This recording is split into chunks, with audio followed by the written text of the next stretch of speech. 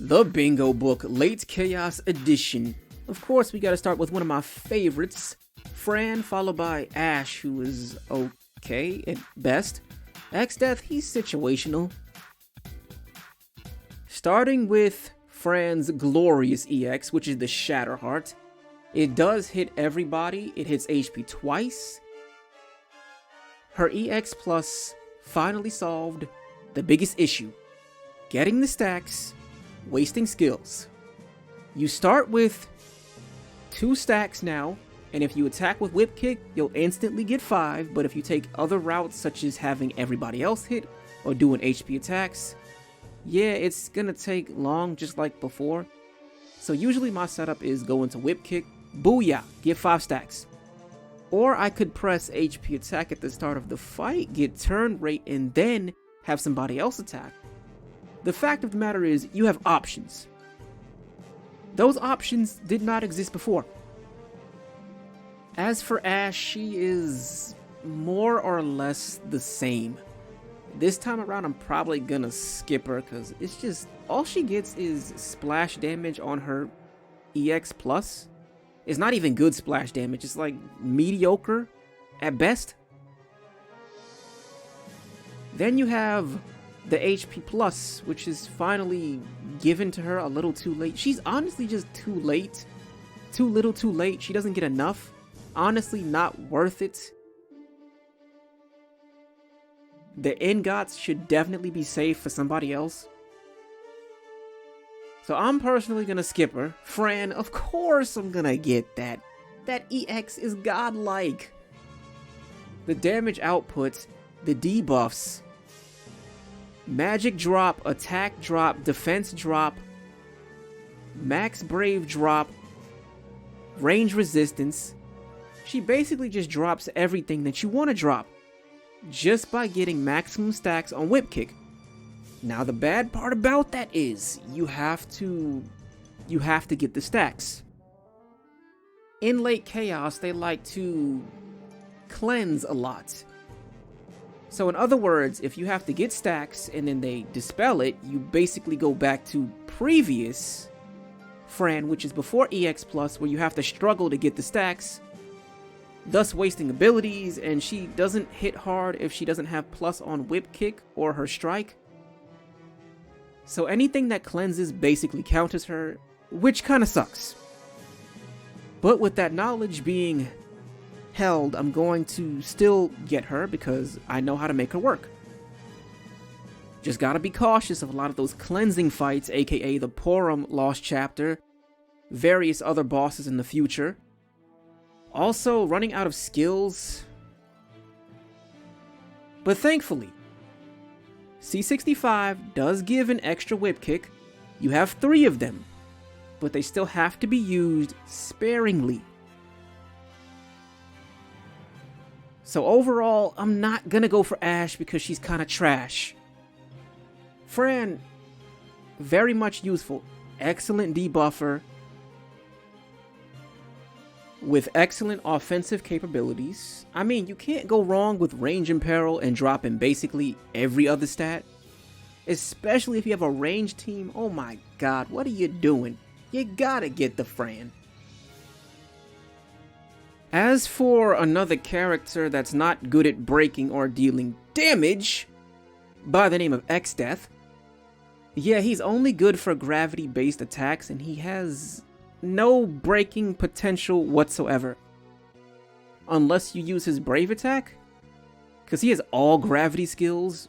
Ironically, yeah, he's a gravity-based unit, you know, the void, duh. So he can't break unless you use a brave attack. But he does have his ups and he has his downs. Obviously, no breaking is a bad thing. But the gravity is very useful. So similar to Penelo's EX, he can do a lot of that with his skills. But the big thing that I took away from him is that he has a framed HP sap. He also drops stats on top of having the gravity shave. So, I mean, he's not needed. I never cared for him, but he can help in certain situations. I guess it depends on how you use him. I was never big on him because I just find him useless if I have other characters. But hey, I mean, anything's possible. Next up is the good old Poram, Caius and Waka.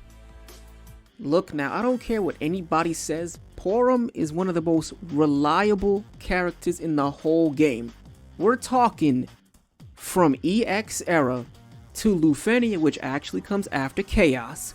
I'm gonna do a little bit of spoiling because late Chaos it's the time to grab just about everybody, to get team setups, to get so many things together that you probably wouldn't use normally that will save you. Trust me, because she has saved me in so many situations. One notable one was definitely the Gladio Lufenia, because I didn't get Gladio and they have some cheap tactics, such as just flat out HP attacks that can, kill synergy characters on Chaos challenges from full HP. Kuja, rest in peace. Dude had like 20,000, got one-shotted. So on the Lufenia, I brought Poram and all of that HP attack, and that was nothing. We were eating like 50 Ks. No problem. We were also confusing the boss. Hilarious. Nobody else can do that. It's probably best to not ignore this character by any means. As for Caius, I'm gonna do the exact opposite. I'm probably just gonna avoid him. You see, I said he was a game changer. He is a game changer. But the rest of his kit is garbage. Straight garbage. His EX charge is way too slow. Skill 1 is generic. Skill 2 is the bread and butter. Yes, all of it rolled into one. You could possibly make a sandwich. It depends on how you use it. It does have splash damage, which is really good. It inflicts doom, and basically all your stats get dropped too. That's the good part. The bad part is that he does not have that many skills. So you find yourself hitting HP attacks consistently. At this current moment, I still regret purpling him, because I didn't use him that much. He seemed like he was good, but then it's like something is missing. A lot of late Chaos characters have that something is missing feeling. Some of them you can get by with, but others like Caius is like, nope. Just can't do it. His Doom is definitely helpful. It's an insta break. But the bad part about that is, in the future, if bosses start cleansing framed debuffs plus regular debuffs, he's kind of useless. His EX takes too long to come up. You're stuck doing HP attacks because you don't have that many skills. Skill 1's garbage. Skill 2 is actually pretty decent. But even then, it's not enough for him. But his passive, I mean, he can drop to 1 HP and heal all the way back up. Has good self-brave regen. Aside from that, is nothing too amazing. I really wish he had a little bit more, like extra skill uses. His EX definitely needed to be faster. It's way too slow. He is in the same boat that Agrius is in. They both have interesting kits, kind of. But the EX is like, yeah, it's not fast enough. It doesn't warrant a purple. His abilities don't really mesh well together unless he's basically being batteried every single turn, or he has a selfie next to him where he can get off his EX a little bit faster, but even then you still have to spam abilities. Once again, he doesn't have that many. Even if you manage perfectly, it's still not enough. So I'm probably gonna skip him like 100% because he's not worth it. As for somebody that is definitely worth it, we're gonna have to pick Waka, the Blitzball legend, as the candidate. Listen up, his EX does not do a lot of damage. He is known for having a very, very light EX. If I threw a stuffed animal, that would equal his EX. But the battery, the rate in which it comes up, both are incredible. You can actually make him do a lot of damage if you use your head, but even then, is it worth it? I mean, he can just use skill 2, battery up, skill 1, he can blind. batteries off of HP attack. He has excellent auras. Biggest weakness, hands down, too many buffs. Way too many buffs. If anybody that gives a buff goes next to him, they push his off, he does no damage. He was already doing no damage. You want to see his EX hit in like the double digits, single digits? Make sure one of his buffs go off, and I promise that will be a reality. Keep his buffs on. Do not pair someone like Penelo with him. That is a instant self-destruction. That is not smart. In the future, he does go well with people like Saz because they have similar buffs. As long as he can keep max brave and attack on, he's good. That's all he really needs. Speed, that is irrelevant. He doesn't need it. I mean, he has high turn rate anyways on skill 1. I've done it like how many times? Instant turn rate into EX? Like every other fight? He definitely goes better with like aura type characters. Which one was that I ran all the time? Waka, Freya, Saz, Aura City. Literally could not be stopped. They got buffs, they've got auras, they have attack, they have CC, splash, AoE, battery consistently. Team compositions like that with Waka, basically unstoppable. But if you're just throwing him on some random team, he's gonna seem kind of underwhelming. So obviously, without a doubt, team composition, battery, keep his buffs on, HP attack is so clutch that blind always comes through, and of course the EX is always super fast. Just like skill 2, which batteries the whole team, and kaboom, the boss just goes bye-bye. The god of defense Snow and the samurai Jack, no pun intended. Cypher, Lena, also gods. The long-awaited Prompto and Freya. Snow getting an EX, what a joke, until you actually see that output damage on it. It's like, what? Why does a tank have all this splash damage? I mean, hey, he needed something, right? He was restricted to taunts and just punching. That does nothing at all. Basically what you do is you pop skill 1, team gets battery, you taunt everybody, he tanks. Once his steel guard reaches maximum stacks, he takes 0 brave damage. Straight and to the point. As for Jack is... he's kind of strange. He has an awkward mechanic where he stabs himself for his EX and he drops to 1 HP. Then what follows is an incredible amount of damage that will surprise pretty much anybody, especially during the summon. As for his other skills, he has good splash and he goes a lot. Like, if you thought Aranea was aggravating, Jack takes it to a whole nother level. Like, we had JP players, we're talking the land of kindness, just leaving matches because he was so aggravating. People didn't know how to play. They would just kill themselves and then just troll. It was a mess. Then along comes Mr. Beyblade himself, Cypher, finally getting an EX. His EX is, it's crazy because it completely negates brave damage to the party via debuff for 1 turn. Also, it does an incredible amount of damage. He does need the opponent debuffed in order to do a sufficient amount of damage in general, but that specific one, that one can... is gonna cheese a lot of late chaos fights. You can get these characters, you can win, you can feel good, but then later on, what's gonna happen is all of it is gonna balance out. Late chaos is setting you up heavy for Lufenia. It's like they noticed the mistakes that they made and they tried to fix it, but possibly overdid it just a little bit. Cypher was definitely one of my go-tos, especially for again, cheesing fights because stopping incoming Brave damage with a debuff is very, very oppressive.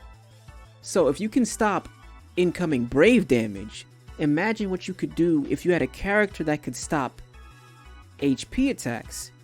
That means that the opponent can't move. They can't attack you with HP. They can't attack you with Brave.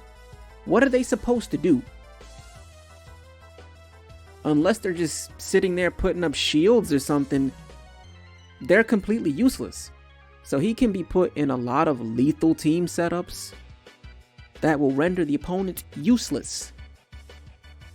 Speaking of useless, oh boy, is Prompto still trash? Yeah, not really. He changed. He can actually do an HP attack from his flare. Finally, it's not a glorified battery slash waste a turn skill. He has splash on his shot. Finally! I mean, why? Why did it take so long? His crack shot, it does splash damage, thankfully. So overall, he can actually fight. He's not useless. He's not sitting there, okay, let me just try to get my EX up that doesn't do enough damage. That has been changed too. At EX Plus, it is very much useful, especially if you stack auras, build someone like Charlotta, put her on a team, pop that EX, you're going to be seeing big numbers. We're talking HP is going to be dropping easily. Let's say you put Freya next to Prompto and had Charlotta. Oh my god. Or if you had Fran, Prompto, and Charlotta, oh boy. You got to start thinking like that if you want to truly draw out the potential of these characters and do as much damage as possible. Because that right there, you can easily get like 20k plus a shot. And his EX comes up fast too. I mean, start getting creative, and a lot of this, well, who do I get, who's good to build mentality goes completely out the window.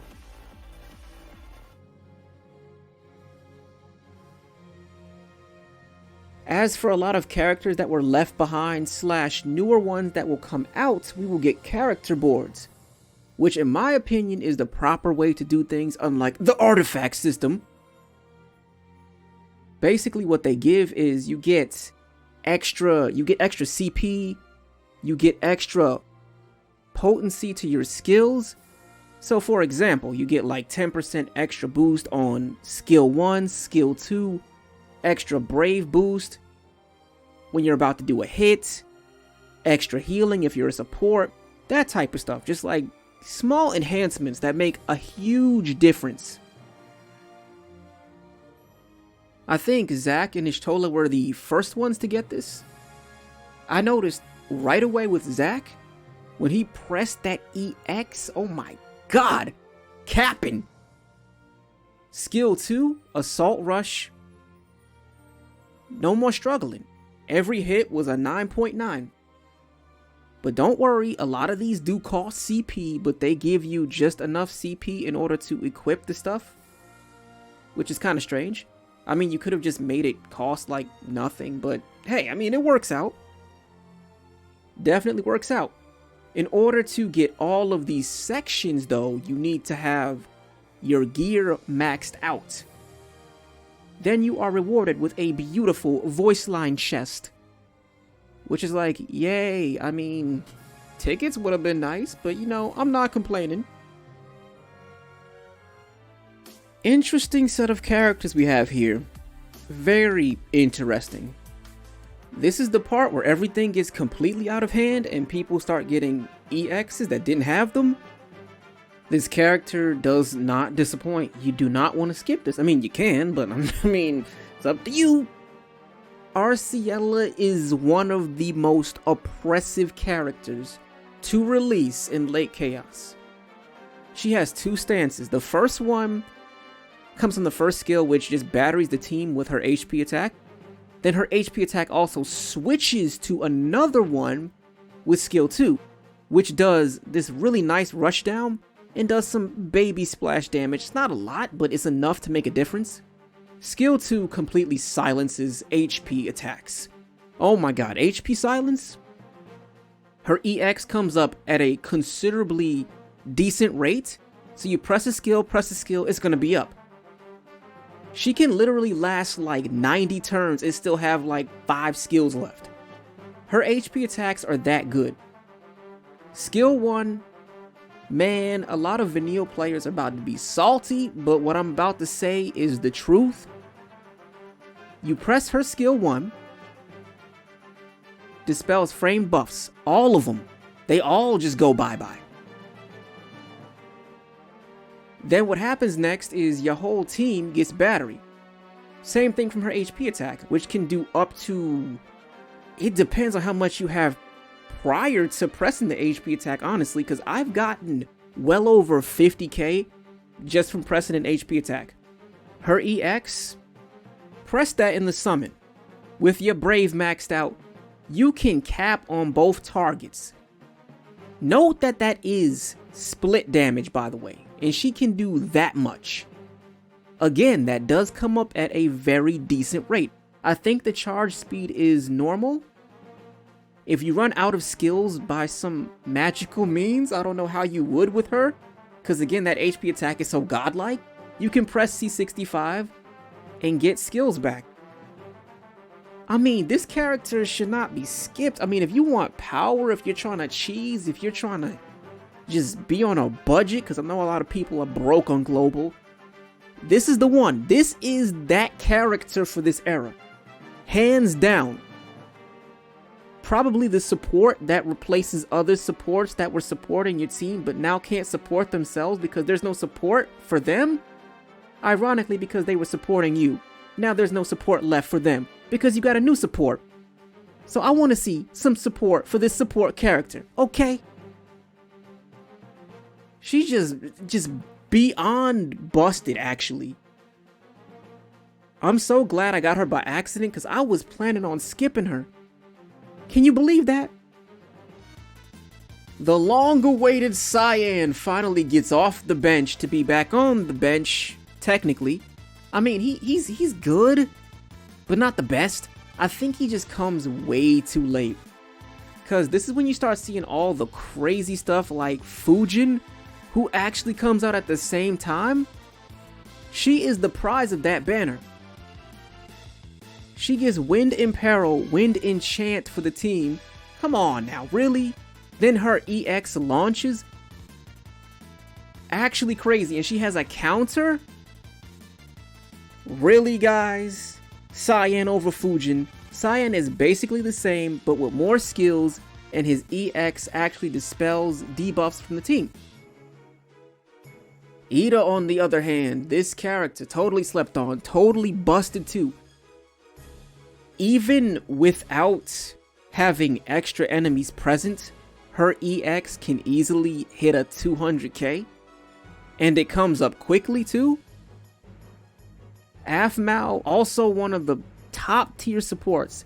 She is up there with Miss I Spam Silences and Battery the team like crazy. Definitely. Because she gets free turn, she finally gets the puppet, she has an EX. She's no longer a 35 CP legend, but now a support legend. Alphanaud, on the other hand, he's what you would call a very gimmicky character, because he gets a lot. He can battery the team, he can heal the team, he gets Black Carbuncle, he has a boatload of splash damage, freebies, he actually gets a free skill after using his HP attack. But the downside is if he gets broken, he loses Carbuncle, which is not good, because then that means you have to waste abilities to get him back up, and you'll be stuck with the white one, which is not really the best because you want the black one for damage. The white one is okay for support, but the black one still provides support because you get so much battery just from pressing abilities and pressing skills. Plus there's still the passive where he just opens the book and he gets batteried up. So the goal is to stay in EX state, which would be Black Carbuncle, don't get broken. With Ida, just go in. Don't even think, just keep attacking. As for Aphmau, you want to press EX, Brave Attack, which is now an HP attack. HP attack, which is still HP attack. It's kind of weird. A lot of characters get that addition, kind of like Yuna. So it's HP attack, skill, EX is up, rinse, repeat. Next up, we got the League of Broken. Keys, oh my god, this guy. Kefka, Cloud of Darkness, Nacho Boy. Look now, look, Keys is, he is, this guy is past busted. Long story short, he specializes in launches and he makes Leo completely useless. His EX has very good damage output, multiple HP attacks. He can set up launches so perfectly. His skill 1 is kind of a filler. I mean, it's there, but that's not what we care about. What we care about is skill 2. But you don't have that many skill 2s. What you can do is C65 and make sure you keep a set amount of skill 2s. Skill 1 doesn't do that much, but has a good amount of splash damage to it. Also helps you with the launches. But that's boring. Nobody wants to set up a launch like that. We can do it another way. It's called pressing skill 2 and setting yourself behind whoever you want. And then that triggers a launch. Yes, he can do a perfect launch setup literally every single turn. This is the point where you'll see Caius be finished in like 20 to 30 turns. Because Keys is busted. Actually, excuse me, he's past the point of busted. Now on average, you should get about 300k to maybe 500 plus. Depends on the setup. But 500k, that's gonna be nothing if you have the right characters. Like Charlotta with him, oh my god. Don't even get me started. Kefka on the other hand, Kefka rightfully gets what he deserves. His meteor is finally a part of his kit. After you press EX, oh my god, it actually does HP damage. It's not just there to do Brave. Finally. I mean, speaking of Brave, the amount of Brave hits, the splash on his EX, it hitting 2 times, finally. He finally gets the upgrade that he needs along with the EX. And I'm gonna spoil something else. A lot of these characters do get upgraded, but you don't want to skip them because they're gonna get LDs, which is the next set of weapons in Lufenia, followed by Burst. But we're gonna save Burst for the next bingo book because that's gonna be a royal headache. And a lot of LD characters / EX pluses can still tango with the Burst units. It really depends on the kits. And also, skill 1, silence. I mean, enough said. HP silence is broken. Okay, the gloves are off. Let me go over the Cloud of Darkness. Basically, she functions on tentacle stacking mechanics. Yes, tentacle stacking. After she gets 5 stacks, her skill 2 switches to Particle Beam, which does not consume a skill usage, and it has a very huge delay. We're talking the biggest, about 3 turns. Now if you break with it, yeah, the enemy's gonna go flying across the screen. She already delays with her EX and gets a stack from that too. So if you kind of put those together, you can infinitely delay the opponent for as long as humanly possible, because skill 2 never gets used up. So I like to start with like triple skill 2, because when it switches over, that's all you're going to be using. So there's no point to not start with as many skill 2s until you get your EX up, because she is kind of a slow starter. She's strong in solos, but in team play it can be kind of finicky. So you're functioning on stacks in order to infinitely delay. As for Eyepatch Boy, you want to press skill 1 to get rid of your paper / exoplates, which will put him into his pink eye state. Press skill 2, which inflicts warp, aka you're going to jump in front of them the second that they decide to move. You want to just throw HP attacks in between because he doesn't have that many skills. You also want to utilize warp effectively. So be smart with your skills until you get EX up. EX inflicts terror, which makes them not able to do anything. So then they're kind of scared and you jump in front of them. You keep the loop going until you get the EX back up and trap them in an infinite loop where they can't do much of anything. Next up, we got a familiar face, Saz, Raijin, followed by Charlotta and Rydia, Trey and Quistis, Garnett, Cater. So straight into the point, Saz's EX does a bunch of brave hits, does HP hits 3 times, and it splits. As for Raijin, he starts with his EX, and it grants him his buff.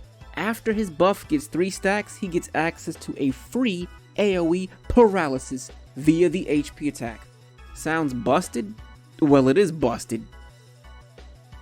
That's one reason why I never used him. I never thought that I was gonna have to need him. He actually proved himself in Lufenia.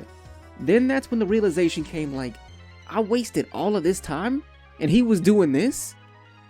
Like, nothing changed. I just decided to use him because I needed the stuns. Now he can get to that paralysis easier by doing an HP attack, a skill, or a C65. And again, once he gets 3 stacks, booyah, HP attack, AoE stun. Not to mention his EX comes up pretty quickly, which is 100% AoE. He's got splash damage on skill 2, turn rate on skill 1. I mean, come on. Thunder Imperil? Thunder Enchants? Your team's gonna be godly. As for Rydia, she just kinda comes a little too late. Okay, basically what happened is she came late, like late. She comes out, then Garnett comes out. As you know, Garnett can enchant 2 elements and imperil both of them.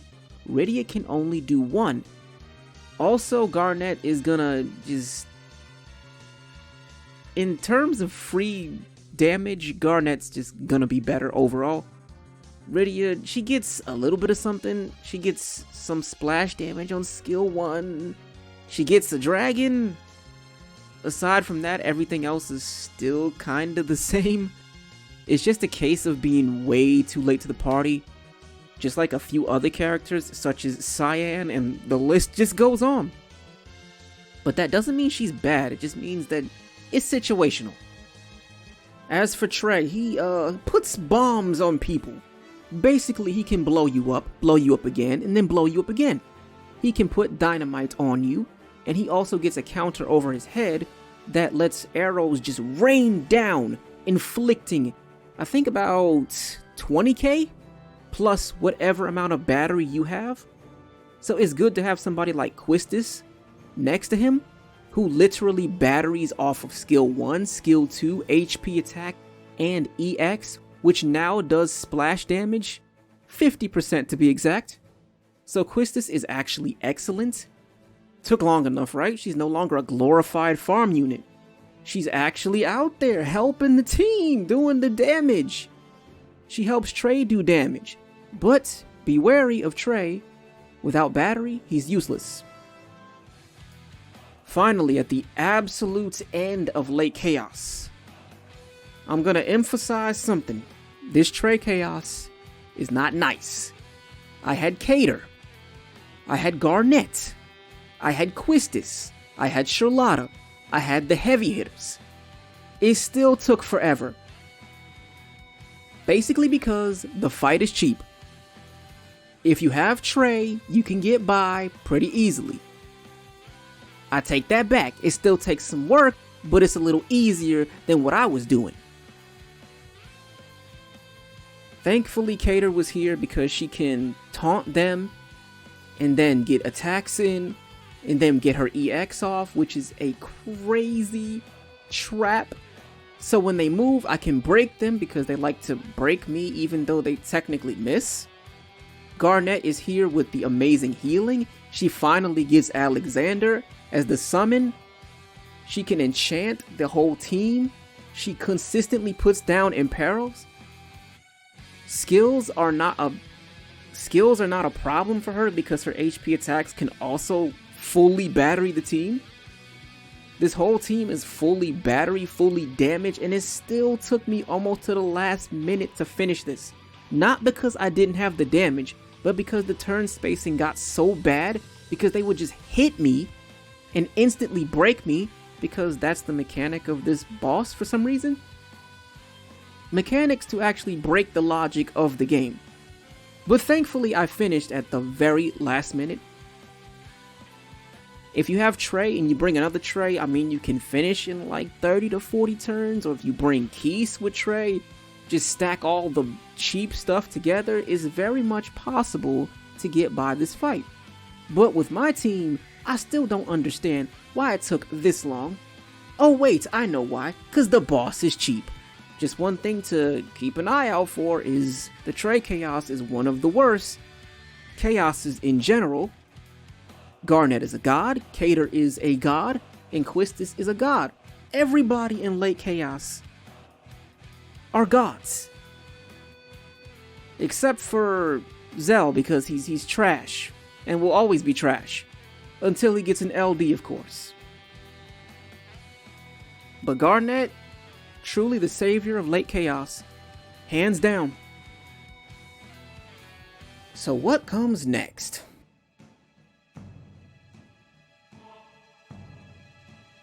That would be burst weapons and LDs, but that's gonna be saved for another time.